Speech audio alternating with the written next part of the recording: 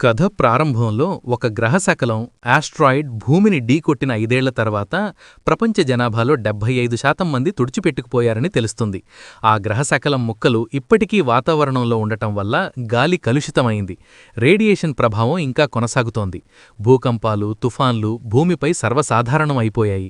మనుషులు ప్రాణాలను కాపాడుకోవడానికి భూగర్భ బంకర్లలో నివసించడం తప్ప వేరే దారిలేదు. మనం ఇప్పుడు జాన్ అనే వ్యక్తిని చూస్తాం.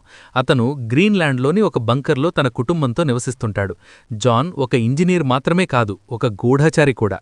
అంటే అతను ఒక ప్రత్యేకమైన సూట్ ధరించి అప్పుడప్పుడు బంకర్ నుండి బయటికి వెళ్లి ప్రపంచ పరిస్థితులను పరిశీలించాల్సి ఉంటుంది.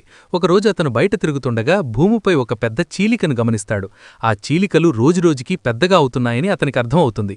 తర్వాత జాన్ సముద్ర తీరానికి వెళతాడు. అక్కడ కొన్ని లైఫ్ బోట్లు మరియు ఒక విరిగిపోయిన ఓడను చూస్తాడు. అతను ప్రతి బోట్ను తనిఖీ చేస్తాడు, కానీ ఏమీ దొరకదు. చివరికి ఆ పాట ఓడ లోపలికి వెళ్లగా అక్కడ అతనికి కొన్ని పనికొచ్చే వస్తువులతో పాటు కుప్పలు కుప్పలుగా శవాలు కనిపిస్తాయి. అక్కడ వెదుగుతుండగా ఒక నోట్బుక్ దొరుకుతుంది. అందులో ఒక అందమైన పువ్వు దాచబడి ఉంటుంది. జాన్ ఆ నోట్బుక్ను తనతో పాటు తీసుకుంటాడు. సరిగ్గా అదే సమయంలో ఒక ప్రమాదకరమైన తుఫాను వస్తుందని బంకర్ నుండి రేడియో ద్వారా అతనికి హెచ్చరిక అందుతుంది.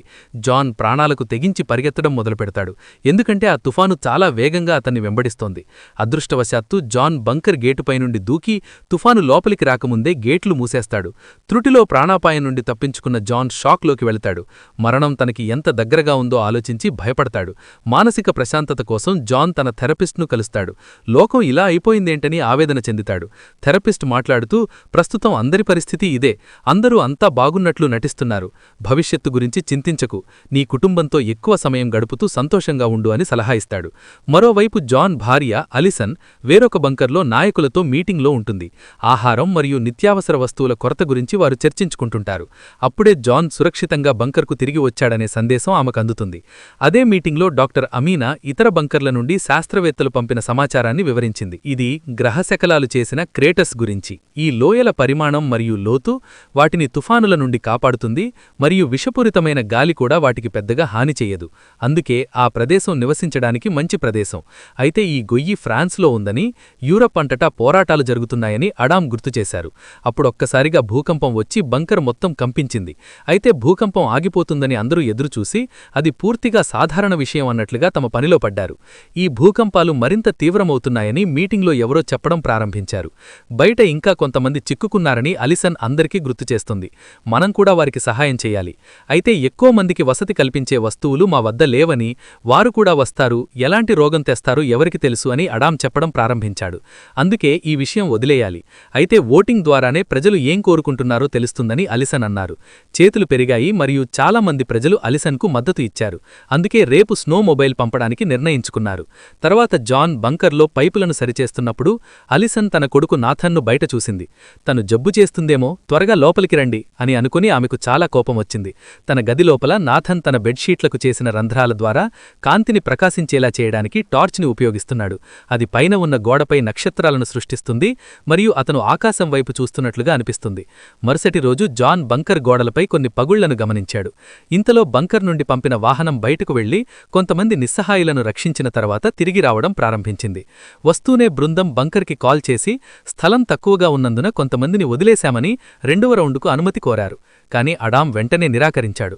మనకింత స్థలం మరియు ఆహారం ఎక్కడ ఉంది మనిషి, మీరు ప్రజలను సేకరించబోతున్నారు. అదే సమయంలో మరో భూకంపం వచ్చి వాహనంతో సంబంధాలు తెగిపోయాయి. బంకర్ ప్రధానంగా ఉన్న కంటే బలంగా కదలడం ప్రారంభించింది. దీని కారణంగా ప్రజలు మరియు వస్తువులు రెండూ పడడం మొదలుపెట్టాయి మరియు అకస్మాత్తుగా పైకప్పులో చాలా భాగాలు బాగా విరిగిపోయాయి. దీనితో పలువురు చిక్కుకొని తీవ్ర గాయాల పాలయ్యారు.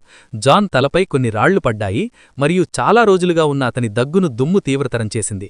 అయితే అక్కడి నుండి వెళ్లడానికి అతని స్నేహితుల్లో ఒకరు సహాయం చేశారు. తరువాత అలారంలన్నీ మోగినప్పుడు బంకర్ మళ్లీ వణికిపోయింది. కొంత దూరంలో పేలుడి శబ్దం వినిపించింది. అలిసన్ను కాపాడడానికి జాన్ ఆఫీస్ వైపు పరిగెట్టాడు. అలిసన్ తీవ్రంగా గాయపడ్డాడు. జాన్ త్వరగా అతన్ని నిలబెట్టాడు మరియు ఇద్దరు తమ కొడుకును కనుగొనడానికి బయలుదేరారు. ఇద్దరూ నాథన్ తన గదినో ముసుగు వేసుకున్నారు, కాని ఇప్పటికీ అతను శ్వాస తీసుకోవడంలో ఇబ్బంది పడ్డాడు. జాన్ తన కుటుంబాన్ని వీలైనంత త్వరగా ప్యాక్ చేయమని చెప్పాడు. అప్పటి వరకు నేను మరిన్ని మాస్కులు తెస్తాను, సో దట్ అతను ఈ బంకర్ను వదిలి వెళ్లగలడు. అందరూ భయంతో అక్కడికి పరుగులు తీశారు.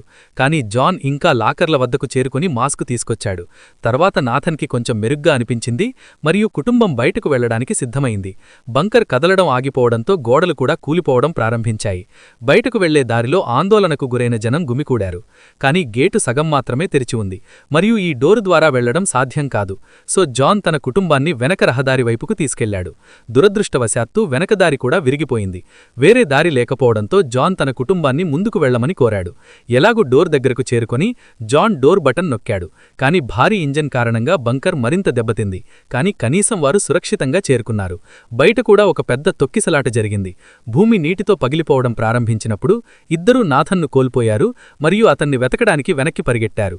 పడిపోయిన అమీనాకు నాథన్ సహాయం చేయడం చూశారు. తమతో పాటు అమీనాను కూడా తీసుకుని బీచ్ వైపు పరుగులు తీయడం మొదలుపెట్టారు. ఇక్కడ మిగిలిన వ్యక్తులు పడవలు ఎక్కి ప్రాణాలు కాపాడుకోవడానికి ప్రయత్నించారు. ఒక పడవ దాదాపు బోల్తాపడినప్పుడు చాలామంది గుమిగూడారు. దీంతో వారంతా నీళ్లలో పడిపోయారు. కొంతమంది అశాంతిరతులు, నిస్సహాయులు ఈ అవకాశాన్ని సద్వినియోగం చేసుకుని అడాం ముసుగును లాక్కునే ప్రయత్నం ప్రారంభించారు. సో అలిసన్ మరియు జాన్ అతన్ని రక్షించడానికి పరిగెత్తారు. కాని అప్పుడొక వ్యక్తి జాన్పై దాడి చేసి అతని ముసుగును లాక్కున్నాడు. కాని ఏదో విధంగా అతను మరియు అలిసన్ అడాంను ఒడ్డుకు లాగ్గలిగారు. ఇప్పుడు ఒకే ఒక పడవ మిగిలి ఉంది. సో జాన్ త్వరగా తన కుటుంబం మరియు కొంతమందికి ఎక్కే మార్గాన్ని చూపించడం మొదలుపెట్టాడు. అలిసన్ తనకి వీలైనంత మందిని రక్షించాలనుకుంది. కాని ఎక్కువ బరువుంటే పడవ మునిగిపోతుందని కెప్టెన్ చెప్పాడు. అందువల్ల బలవంతం మీద ప్రజల ముఖాలకు తలుపులు మూసేయవలసి వచ్చింది. బయట నిలబడి ఉన్న వ్యక్తులు పడవ మొదలు కరిగే వరకు అటుకుపోయి ఉన్నారు. ఆ సమయంలోనే ఒక పెద్ద కెరటం వచ్చి బీచ్ను తాకింది మరియు ఆ ప్రజలను తనతో పాటు తీసుకెళ్లింది. జాన్ పడవ కూడా ఆ కెరటంలో అక్కడక్కడా బలంగా ఎగిరిపడింది. కాని కెప్టెన్ ఎలాగో ఆ పడవను అదుపులో ఉంచుకుని సురక్షితంగా ముందుకు సాగారు.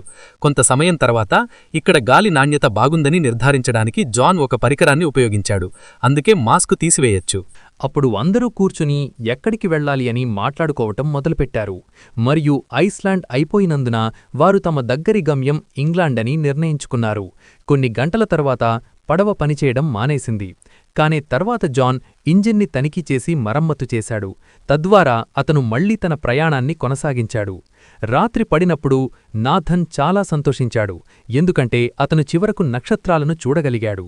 కొన్ని రోజుల తర్వాత ఆయిల్ అయిపోవడంతో బోటు మళ్లీ ఆగిపోయింది. ఇప్పుడు ఎవరికీ దారి లేకపోవడంతో ఎక్కడికో తీసుకెళ్లేందుకు సముద్రంలోని అలలను నమ్ముకుని పడవ వదిలి వెళ్లిపోయారు. చాలాసేపు నిరీక్షించిన తర్వాత బోటు ఎట్టకేలకు భూమికి చేరుకుంది. అందరూ బయటకు చూసేసరికి లివర్పూల్లో పడి ఉండడం చూసి ఆశ్చర్యపోయారు. ఇక్కడ గాలి శుభ్రంగా ఉందని జాన్ తన పరికరం నుండి ధృవీకరించాడు. కాని ఇప్పుడు వారు వీలైనంత త్వరగా ఉండటానికి స్థలాన్ని కనుగొనవలసి ఉంది. కాని అతను క్రిందికి చూసినప్పుడు ఆ ప్రాంతం యొక్క కొంత భాగం నీటిలో మునిగిపోయిందని అతను గ్రహించాడు. జాన్ ఓర్ తీసుకుని పడవ నడపటం ప్రారంభించాడు. పడవ చివరకు పొడి రహదారిని కొట్టేవరకు. అందరూ పడవ దిగి చూడగా నగరం పూర్తిగా నిర్మానుష్యంగా కనిపించింది. దారిలో కొందరిని చూడగానే వాళ్లని వెంబడించి ఎలాగోలా బతుకుదెరువు కోసం ప్రయత్నిస్తున్న చోటికి చేరుకున్నాడు. వారిలో చాలామంది అనారోగ్యంతో ఉన్నట్లు జాన్ గమనించాడు. అందుకే ఎక్కువ కాలం బతకలేడు. జాన్ గుంపుకు అరుపుల శబ్దాలు వినిపించాయి. స్వరాలను అనుసరించి అతను గుంపును చూశాడు. చాలామంది వ్యక్తులు బంకర్ వెలుపల గొడవలు సృష్టించారు. కొంతమంది సైనికులు ఆ బంకర్కు కాపలాగా ఉన్నారు. యాడమ్ గేట్ వైపు పరిగెట్టాడు మరియు మేము గ్రీన్లాండ్ స్టేషన్ ప్రభుత్వ అధికారులమని చెప్పడం ప్రారంభించాడు. మమ్మల్ని లోపలికి రానివ్వండి. దీనిపై సైనికుడు మీ ఐడీని చూపించు అన్నాడు. కాని అలిసన్కు మాత్రమే ఐడీ ఉంది మరియు లోపలికి వెళ్లడానికి ఆమె తన కుటుంబాన్ని విడిచిపెట్టాల్సిన అవసరం లేదు. గుంపు మరింత కోపంగా ఉండగా యాడమ్ సైనికులతో వాదించడం ప్రారంభించాడు. అకస్మాత్తుగా ఒక సైనికుడు యాడమ్ను కాల్చాడు. గుంపులో నిలబడిన మరో వ్యక్తి బలవంతంగా లోపలికి వెళ్లేందుకు ప్రయత్నించగా అతడిపై కూడా కాల్పులు జరిగాయి. సైనికులు గేటు మూసివేశారు మరియు అలారం మ్రోగించడం ప్రారంభించారు. ఆ సమయంలోనే ఆకాశంలో తుఫాను కనిపించడంతో జనం భయంతో పరుగులు తీశారు. అమీనా మరియు జాన్ కుటుంబం ఒక వాన్ను ఆపి వారిని లండన్కు తీసుకెళ్లమని డ్రైవర్ను కోరారు. అయితే జాన్ తన వాచి ఇచ్చిన డబ్బు కోసం డ్రైవర్ డిమాండ్ చేయడం ప్రారంభించాడు. ఆ తర్వాత డ్రైవర్ అంగీకరించాడు మరియు కారు అధిక వేగంతో నగరం నుండి బయల్దేరింది. వారు సకాలంలో తుఫాను నుండి రక్షించబడ్డారు. అలిసన్ నాథన్ని కౌగిలించుకుని అంతా సవ్యంగా జరుగుతుందని అతనికి భరోసా ఇస్తోంది. అమీనా యాడమ్ కోసం చాలా విచారంగా ఉంది. ఆహారం కోసం ఎవరినైనా చంపేసేంత నిస్సహాయులుగా ప్రజలు మారారని డ్రైవర్ చెప్పాడు. కొన్ని గంటల తర్వాత వ్యాను అడవి మధ్యలో కాసేపు ఆగింది. అప్పుడు జాన్ డ్రైవర్ని అడిగాడు, ఫ్రాన్స్ పరిస్థితి గురించి మీకేమైనా తెలుసా?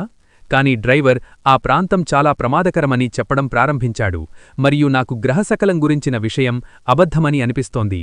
అక్కడ చాలా మంచి భూమి, నీరు, ప్రతీదీ ఉంది. అకస్మాత్తుగా వారు ఒక వింత శబ్దాన్ని విన్నారు, మరియు ఆకాశం నుండి అనేక గ్రహశకలాలు ఇంకా పడడం చూశారు. చెట్లు గాలికి ఎగిరిపోకుండా అందరూ త్వరగా వాటిని పట్టుకున్నారు. అయితే ఆ వ్యాన్ నా సర్వస్వమని డ్రైవర్ చెప్పడం ప్రారంభించాడు. తన వ్యాన్ను కాపాడుకునేందుకు పరుగులు తీశాడు. అయితే ఇంతలో ఆ ముక్కలు నేలపై పడడం ప్రారంభించి వారిలో ఒకరు డ్రైవర్తో పాటు వ్యాన్ను కూడా ధ్వంసం చేశారు. శకలాల వర్షం ముగిసిన గతన మిగిలిన మా నలుగురు వ్యక్తులు తమ బ్యాగులను, వ్యాన్లో నుండి వారికి దొరికిన ఉపయోగకరమైన వస్తువులను తీసి ఇప్పుడు కాలినడకన ప్రయాణం కొనసాగించారు. చివరకు లండన్ చేరుకుని ఒక పెద్ద భవనం తలుపు కొట్టడం ప్రారంభించారు. తలుపు తెరుచుకుంది, కాని అకస్మాత్తుగా మాకింజీ అనే మహిళ వారిపై తుపాకీ గురిపెట్టింది. కాని యాదృచ్ఛికంగా ఈ వ్యక్తులు మెకిన్జేకి పాత స్నేహితులు. వెంటనే తుపాకీని కిందకి దింపి వారిని లోపలికి అనుమతించాడు. ఆపై వారిని భవనం లోపలికి తీసుకెళ్లి ఈ భవనం రిటైర్మెంట్ హోమ్ అని చెప్పాడు. అందుకే ఇక్కడ నివసించే వారంతా వృద్ధులే. నేను మొత్తం భవనాన్ని సీలు చేశాను మరియు కొన్ని సోలార్ ప్యానెళ్ల సహాయంతో జనరేటర్ నడుస్తోందని, ఇది గాలిని శుభ్రపరుస్తోందని పికింజీ చెప్పారు. అందరూ తిని టాగి చాలా మాట్లాడుకోవడం మొదలుపెట్టారు.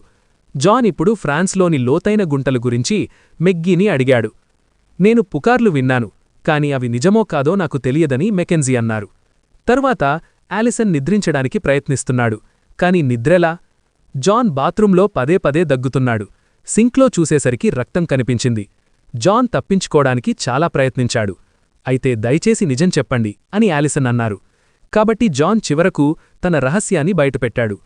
రక్తస్రావం ప్రారంభమైనప్పుడు 6 నుండి 8 వారాలు మాత్రమే జీవించాలని బంకర్లోని ఒక వైద్యుడు నాతో చెప్పాడని అతను చెప్పడం ప్రారంభించాడు. ఇది విన్న తర్వాత ఆలిసన్ గుండె పూర్తిగా పగిలిపోయింది. 2 నెలలు ఇక్కడే ఉంటామని చెప్పింది. మీరు మీ చివరి రోజులను హాయిగా గడపండి. కాని నేనిక్కడ చనిపోను అని జాన్ చెప్పాడు. నిన్నూ మా అబ్బాయిని క్షేమంగా ఫ్రాన్స్కు తీసుకెళ్తాను. మీకోసం కొత్త ఇల్లు దొరికిన తర్వాత నేను ప్రశాంతంగా చనిపోతాను. మరుసటి రోజు మిక్కీ రిటైర్మెంట్ హోంలో పార్క్ చేసిన పాత కారును వారికి అందించాడు. తద్వారా వారు సురక్షితంగా తమ ప్రదేశానికి చేరుకుంటారు. అతను తనను మరియు తన కుటుంబాన్ని రక్షించుకోవడానికి జాన్ చేతిలో తుపాకీని కూడా ఉంచాడు. మెకెన్జీ వారిని ఆఖరిసారి కౌగిలించుకొని నలుగురూ వెళ్ళిపోయారు. కొన్ని గంటల తర్వాత వారు నగరం గుండా వెళ్తున్నప్పుడు నాథన్ విచారంగా కనిపించడం జాన్ గమనించాడు, మరియు వారు ఒకరితో ఒకరు మాట్లాడుకోవడం ప్రారంభించారు మరియు ఆట ఆడటం ప్రారంభించారు. మరియు అకస్మాత్తుగా ఒక బుల్లెట్ కిటికీని పగలగొట్టి నేరుగా అమీనా వద్దకు వెళ్లి అక్కడికక్కడే మరణించింది. పొదల్లో దాక్కున్న కొందరు వ్యక్తులు వారిపై నిరంతరం కాల్పులు జరుపుతూనే ఉన్నారు. అయితే కారును దొంగిలించడమే వారి లక్ష్యం కావడంతో ఇంజన్ను టార్గెట్ చేయలేదు. జాన్ వెంటనే వాహనం వెనుక స్థానం తీసుకున్నాడు మరియు ప్రతిస్పందనగా కాల్పులు ప్రారంభించాడు. దొంగలు దగ్గరకు వచ్చేసరికి జాన్ ఒక్కొక్కరిని చంపేశాడు. ఇప్పుడు ఒక వ్యక్తి మాత్రమే మిగిలి ఉన్నాడు. కాని జాన్ బుల్లెట్లు అయిపోయాడు. కాని ఎలిసన్ మరో తుపాకీని కలిగి ఉన్నాడు మరియు చివరి వ్యక్తిని కాల్చాడు. అతను వారికి ఏదైనా హాని చేయకముందే ఒకరినొకరు ఓదార్చుకున్న తర్వాత కలిసి గొయ్యి తవ్వి ఎమీనాను పూడ్చిపెట్టారు. తన స్నేహితుడికి వీడ్కోలు చెబుతూ జాన్ ఒక ప్రార్థన చెప్పాడు. దానిని నాథన్ శ్రద్ధగా విన్నాడు. కొన్ని గంటల తరువాత కుటుంబం పెద్ద ఎడారి ప్రాంతానికి చేరుకుంది. ఈ ప్రదేశం ఇంగ్లాండ్ మరియు ఫ్రాన్స్ మధ్య ఉండే సముద్రమని అతను అర్థం చేసుకున్నాడు. ఇక్కడి నుంచి నీళ్లు తగ్గిపోవడంతో కనీసం పడవ అవసరం లేదు. దారిలో పడి ఉన్న అనేక ఓడలు కనిపించాయి. ఇంకొంచెం ముందుకెళ్లితే కొంతమంది వ్యక్తులు కనిపించారు. కాస్త చూసేసరికి భూమి మధ్యలో భారీ పగుళ్లేర్పడిందని తెలిసింది. ఈ పగుళ్లకు అవతలివైపు వెళ్లాల్సి ఉందని, తాళ్లతో చేసిన ప్రమాదకరమైన వంతెనగుళ్ల ఇక్కడికి చేరుకోవాలి. అది చూసి నాథన్ చాలా భయపడ్డాడు మరియు నేను అక్కడికి వెళ్లడం లేదు అని. అప్పుడు జాన్ అతనికి ధైర్యమిస్తూ ముందుకు వెళ్లాడు. కుటుంబం మొత్తం నెమ్మదిగా మరియు చాలా జాగ్రత్తగా తాడు దాటడం ప్రారంభించారు. అకస్మాత్తుగా దగ్గు వచ్చడంతో జాన్ దాదాపు జారిపోయాడు. కాని అతను వెంటనే తన్ను తాను నియంత్రించుకున్నాడు. అప్పుడు అకస్మాత్తుగా చాలా బలమైన గాలులు వీయడం ప్రారంభించాయి మరియు గాలి వంతెనను బలంగా కదిపింది. కాని ఇప్పటికీ ప్రతి ఒక్కరూ తమ్ము తాము రక్షించుకున్నారు. అదృష్టవశాత్తూ గాలి వెంటనే ఆగిపోయింది మరియు కుటుంబం ముందుకు కదులుతూ మధ్యలో ఒక రాయికి చేరుకుంది. అక్కడినుంచి అటువైపు వెళ్లడానికి 2 మెట్లున్నాయి. వారు మెట్లు మధ్యలోకి చేరుకున్నారు. అకస్మాత్తుగా భారీ భూకంపం సంభవించింది. అదృష్టవశాత్తూ ముగ్గునిలో ఎవరూ పడలేదు. ఒక్కసారిగా మరో భూకంపం వచ్చినప్పుడు ముగ్గులు ముందుకు సాగడం ప్రారంభించారు. ఈసారి ఇరువైపులా రాళ్లు విరగడం ప్రారంభించాయి. వెంటనే తాళ్లతో చేసిన ఆ వంతెన కూడా విరిగిపోయింది. కాలువలో పడి చాలామంది చనిపోయారు. రెండవ నిచ్చెనపై ఉన్న ఒక వ్యక్తి ఇది చూసి భయపడి త్వరగా అవతలివైపుకు చేరుకోవడానికి అతను తన ముందున్న వ్యక్తిని తోసి కాలువలో పడేసేలా చేశాడు. అయితే ఆ తర్వాత నిచ్చెన పూర్తిగా జారడం ప్రారంభించింది. అందుకే ఆ వ్యక్తి నాథన్పై దూకాడు. దీంతో రెండవ నిచ్చెన కింద ఉన్న కాలువలో పడిపోయింది. ఆ వ్యక్తి మృత్యువులోకి జారిపోవడంతో కుటుంబం నాథన్ను పట్టుకుంది. నాథన్కు అతని తల్లిదండ్రులు సహాయమందించారు. ఆపై ఎలాగూ నిచ్చెన దాటగలిగారు. ఇప్పుడతనికి నడవడం తప్ప మరో మార్గం లేదు. ఎంత దూరం నడిచినా ఎడారి భూమి మాత్రమే కనిపించింది. అప్పుడు వారు అకస్మాత్తుగా ఒక తుపాకీ శబ్దం విన్నారు మరియు డెన్నిస్ అనే వ్యక్తి వారిపై తుపాకీ గురిపెట్టినట్లు చూశారు. కాని ఈ వ్యక్తులు దొంగలు కాదని అతను గ్రహించినప్పుడు అతను తుపాకీని కిందకు దింపాడు. వారిని నేరుగా తన ఇంటికి తీసుకెళ్లాడు. కొంతకాలానికి జాన్ మరియు అతని కుటుంబం ఫ్రాన్స్ చేరుకున్నారు. డెన్నిస్ ప్రస్తుతం ఒక పాత కర్మాగారంలో నివసిస్తున్నాడు. అతను కారు ఇంజిన్ నుండి శక్తిని పొందాడు. డెన్నిస్ వారిని తన కూతురు కమిల్ మరియు భార్యకు పరిచయం చేశాడు. అతని భార్య రేడియేషన్ వల్ల ప్రతికూలంగా ప్రభావితమైంది. వీల్చైర్పై ఉన్న ఆమె మాట్లాడలేకపోయింది. డిన్నర్ సమయంలో జాన్ కుటుంబం ఆస్టరాయిడ్ క్రేటర్స్ను యాక్సెస్ చేయాలనుకుంటున్నారని డెన్నిస్ తెలుసుకుంటాడు. ఈ ప్రదేశం చాలా ప్రమాదకరంగా మారుతుందని హెచ్చరించాడు. గొయ్యిని పట్టుకోవడానికి అన్ని వైపులా ప్రజలు ఒకరినొకరు చంపుకుంటున్నారు. కమిల్ నాథన్ను తన రూంకు తీసుకెళ్లి తన మంచి విషయాలను అతనికి చూపించడం ప్రారంభించింది. బదులుగా నాథన్ కూడా తన షీట్ కింద రంధ్రాలు ఉన్న తన షీట్ను చూపించాడు. దాని కింద టార్చ్ ప్రకాశించి ఆకాశంలో నక్షత్రాలు కనిపిస్తాయి. మరుసటి రోజు ఉదయం డెన్నిస్ జాన్కు మ్యాప్ ఇచ్చి అతి తక్కువ ప్రమాదకరమైన మార్గాన్ని ప్లాన్ చేయడం ప్రారంభించాడు. ఇప్పుడు పెద్ద పదవిలో ఉన్న ఆర్మీలో తన పాత స్నేహితుడి పేరు కూడా చెప్పాడు. తను తన స్నేహితుడితో ఉన్న ఒక పాత ఫోటోను జాన్కిచ్చాడు. తద్వారా అతను డెన్నిస్ని తనకు తెలుసని నిరూపించుకున్నాడు. బహుశా వారు సహాయం పొందవచ్చు. అకస్మాత్తుగా డెన్నిస్ ఏడుస్తూ జాన్ను అభ్యర్థించాడు. కమిల్ని కూడా మీతో తీసుకెళ్లగలరా అని. అతనే తన కూతుర్ను ఆ గొయ్యిలోకి తీసుకెళ్లాలనుకుంటాడు. కాని ఇక్కడే ఉండి భార్యను చూసుకోవాల్సి వస్తుంది. జాన్ కొంచెం సంకోచించినా ఆలిసన్ వెంటనే అంగీకరించింది. దీని తర్వాత తన తల్లిదండ్రులకు వీడ్కోలు చెబుతూ కమిల్ డెన్నిస్ వ్యాన్లో జాన్ కుటుంబంతో బయలుదేరింది. కొన్ని గంటలు డ్రైవింగ్ చేసిన తర్వాత పిల్లలు చెడు మానసిక స్థితిలో ఉన్నారని ఆలిసన్ గమనించాడు. అందుకే కాస్త విరామం తీసుకుని అక్కడే ఉండాలని నిర్ణయించాడు. అప్పుడు జాన్ పిల్లలతో ఒక ఆట ఆడాడు. దీనివల్ల మానసిక స్థితి కొంచెం మెరుగుపడింది. అప్పుడతను అకస్మాత్తుగా రోడ్డుపై కొన్ని వాహనాలను చూశాడు మరియు చాలామంది సైనికులు అతన్ని చుట్టుముట్టారు. కమిల్ తన తండ్రి యొక్క సాధారణ స్నేహితుడి పేరును తీసుకుని ఆ ప్రాంతాన్ని దాటడానికి అతన్ని సహాయం చేయమని సైనికులను అప్పగించాడు. రాత్రికి వారు యుద్ధభూమికి చేరుకున్నారు. అక్కడ సైన్యం కొంతమందితో పోట్లాడుతోంది. ఒక సైనికుడు అతన్ని గమనించకుండా అడవిగుండా వెళ్లడానికి వెనుక నుండి తీసుకున్నాడు. వారి సమీపంలో పేలుడు సంభవించింది. కాని కొద్దిసేపటికి మళ్లీ కదలడం ప్రారంభించారు. కొన్ని వైర్లు దాటుకుని మరీ ప్రమాదకరమైన ప్రాంతానికి చేరుకున్నారు. ఇప్పుడు వారు బుల్లెట్లు మరియు పేలుళ్లను తప్పించుకోవడానికి వీలైనంత వేగంగా పరిగెత్తాల్సి వచ్చింది. ఎక్కడ చూసినా ప్రజలు చనిపోతున్నారు. అప్పుడు కుటుంబం అగ్నిలో చుట్టబడిన వ్యక్తిని చూసింది. అప్పుడతనితో ఉన్న సైనికుడు బంకర్లోకి పిలిచి అతనితో ఒక పౌరుడున్నాడని మరియు కొంతమంది సైనికులు అతన్ని ముందుకు సాగమని అడిగారు. వారికి వీలైనంత కవర్ ఇస్తూనే ఉన్నాడు. వారందరూ ముందుకు సాగి యుద్ధం కోసం సిద్ధమైన సొరంగానికి చేరుకున్నారు. అక్కడ జాన్ తీవ్రంగా దగ్గడం ప్రారంభించాడు మరియు దాదాపు పడిపోయాడు. సొరంగం గుండా వెళ్లుతుండగా చాలా మృతదేహాలు కనిపించాయి. చివరకు అతను మెట్లదారికి చేరుకున్నాడు మరియు అతనితో ఉన్న సైనికుడు అతన్ని అడవిలో పంపాడు. శిబిరాన్ని కనుగొనే వరకు నేరుగా వెళుతూ ఉండండి. తెల్లవారుజామున అతను చివరకు సైనిక శిబిరానికి చేరుకున్నాడు. కమిల్ ఇంతకుముందు లేని కొన్ని పర్వతాలను ఎత్తిచూపింది మరియు జాన్ తన గమ్యస్థానానికి చాలా దగ్గరగా ఉన్నాడని లెక్కకట్టాడు. డెన్నిస్ స్నేహితుడి గురించి వారు ఒక సైనికుడిని అడిగారు. అయితే అతను చనిపోయాడని తెలుసుకున్నారు మరియు ఇప్పుడు ఈ సైనికుడు వారికి సహాయం చేయడానికి ఆసక్తి చూపించలేదు. కాబట్టి జాన్ అతనితో చెప్పాడు, నాకు కొన్ని రోజులు మాత్రమే మిగిలి ఉన్నాయి సోదరుడా, నేను నా కుటుంబాన్ని రక్షించుకోవాలనుకుంటున్నాను. ఒక వ్యక్తి వారిపై జాలిపడి తన బస్లో చోటు కల్పించాడు. జాన్ కుటుంబం మరియు కొంతమంది వ్యక్తులు వారి గమ్యస్థానానికి తీసుకెళ్లే బస్సు ఎక్కారు. కాని దారిలో పేలుడు సంభవించడంతో ప్రయాణమాగిపోయింది. హఠాత్తుగా బస్సును కొంతమంది దొంగలు చుట్టుముట్టారు. దీనికోసం ఒక సైనికుడు బయటకు వచ్చి పోట్లాడడం ప్రారంభించాడు. కాని దొంగలు వెంటనే అతన్ని కాల్చివేశారు. అప్పుడొక దుర్మార్గుడు డ్రైవర్ని కూడా చంపి అందర్నీ బలవంతంగా బస్సు నుంచి దింపేశాడు. జాన్ తన కుటుంబాన్ని బయటకు పంపించాడు. కాని దొంగపై దాడి చేయడానికి వెనుక ఉండిపోయాడు. శబ్దం విని మరో దొంగ లోపలికి వెళ్లడానికి ప్రయత్నించాడు. అయితే అందులోని ఒక ప్రయాణికుడు రాయితో తలపై కొట్టాడు. అప్పుడు బస్సు లోపలి నుండి 2 బుల్లెట్ల శబ్దం వినిపించింది. జాన్ చేతిలో తుపాకీతో బయటకు వచ్చడంతో అందరూ హర్షాధ్వానాలు వ్యక్తం చేశారు. కాని జాన్ కూడా కాల్చివేయబడ్డాడు. అందరూ బస్సులో కూర్చున్నారు. ఆలిసన్ బస్సును నడుపుతున్నప్పుడు నాథన్ జాన్ గాయంపై ఒత్తిడి తెచ్చాడు. కొద్దిసేపటికి వారు నూతనంగా నిర్మించబడిన పర్వత శిఖరానికి చేరుకున్నారు మరియు కుటుంబం జాన్కు మద్దతుగా నడుస్తూనే ఉంది, తన గమ్యస్థానానికి చేరుకునే వరకు. పుకార్లు అన్నీ నిజమేనని తేలిపోయింది. గ్రహశకలం చేసిన ఈ బిలం చాలా అందమైన ప్రదేశం. అక్కడ సారవంతమైన భూమి ఉండేది, కాలుష్యముండేది కాదు. కొత్త జీవితాన్ని ప్రారంభించడానికి ఇది గ్రేట్ ప్రదేశం. ఆ సమయంలోనే జాన్ కుప్పకూలిపోయాడు మరియు అతని కుటుంబం అతన్ని అన్ని వైపుల నుండి చుట్టుముట్టింది.